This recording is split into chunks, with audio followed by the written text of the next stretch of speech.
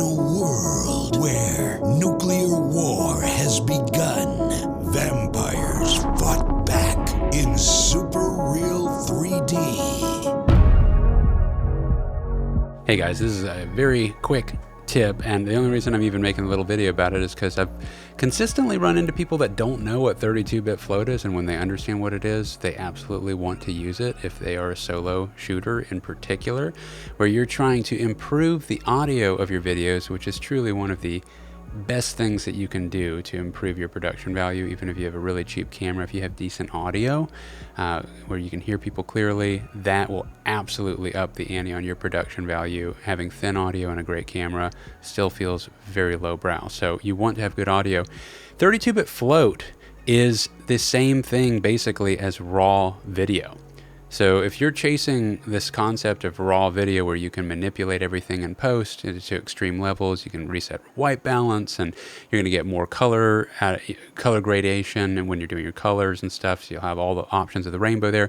Well, 32-bit audio is the audio version of that. So basically, I believe you can eventually get it to clip, but if you have your volume, if you have your recording levels set just roughly at the right point, you will be able to manipulate it in post. So if you're putting a lav mic on somebody, or if you're booming overhead and the volume has a large dynamic range to it where people are talking real quiet, and then all of a sudden something really loud happens, or they yell, especially if you're not operating audio recording, you're just setting it and leaving it, and you're focusing on looking through a camera, you're not going to be able to manipulate, changing the right levels and stuff. So you're probably not using the best gear with the greatest limiters and compressors on board.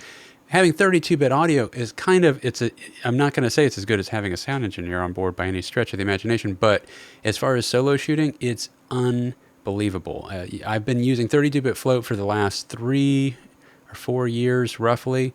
And the Zoom F6 is like the unit that I'm recording on now, but I'll take this out. That is what I'll run external mics into for boom overhead during interviews. It's a great unit. It has excellent preamps in it and stuff like that. Right now I'm just running this Shure SM7 directly into it. This is more for if you were going to record vocals, or if you're going to do a podcast or something like that. This is not what I boom with. I would use something like Rode NTG 4 Plus is kind of my go-to, really reasonably priced mic for what it delivers. But running it through the Zoom F6 is a big improvement than just trying to run it right into the cameras. The preamps in the Zoom F6 have been really, really fantastic. Real clean signal, pumps it up a little bit. Just sounds nice and warmer, and I definitely like it. But a much cheaper unit than that has gotten way into lav mics over the past couple of years in particular, and lav miking is a game changer too. If I'll make a separate little video about how I've been doing it and what I do, because close rustle can be an issue, but if you can conquer that, you watch enough videos on how to do that, you get that out of the way, you can buy something like a Zoom F2. I'm sure there's other products on the market. This is just what I went with. A Zoom F2 is a very small audio recording unit. It does not wirelessly communicate with your camera while you're recording, but what it does do is it records a 32-bit float, and you can sync up your sound in post afterwards. Usually, or oftentimes, this is not a big deal. Yes, it can be a little bit time consuming if you're starting and stopping your clips very often, but in particular for interviews, it's no big deal at all.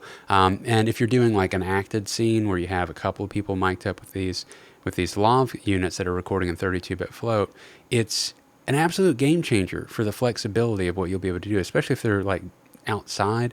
Very, very hard to just set a boom mic overhead. If they're going to move at all, it's going to go in and out of the line of sight for that mic, because it's like a laser beam, a shotgun mic. You can have other types of mics, but it's going to record all the other background noise. Having lav mics is a way to get that mic much, much closer to the talent.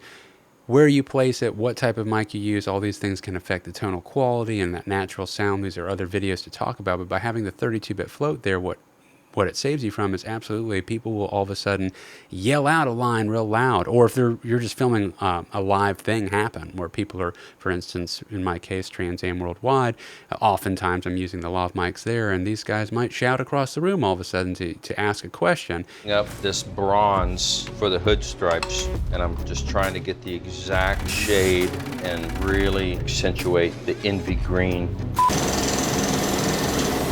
This is the gold I started with. I cut that back to 3 grams of black. So you see how it's really yellow and that's really gray, and this is halfway between here and here. The rest of the time they're just talking kind of quietly under their breath about what they're doing to themselves. Then they're talking to you. These are 3 different, totally different dynamic levels.